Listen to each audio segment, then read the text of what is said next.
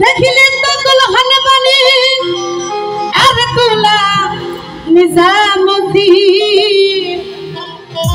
सारे हिंदी के बादशाह ख्वाजा मोइनुद्दीन तुम्हारी रहीम करमिया ख्वाजा के तुम्हारी मिला है मोहम्मद से मिमिया ख्वाजा। तो क्या फरमाते सुनिए ख्वाजा बाबा की शान। आज महफिल में या ख्वाजा बाबा हो, आज महफिल में या ख्वाजा बाबा आपके तशरीफ लाना बनेगा, आपके तशरीफ लाना बनेगा।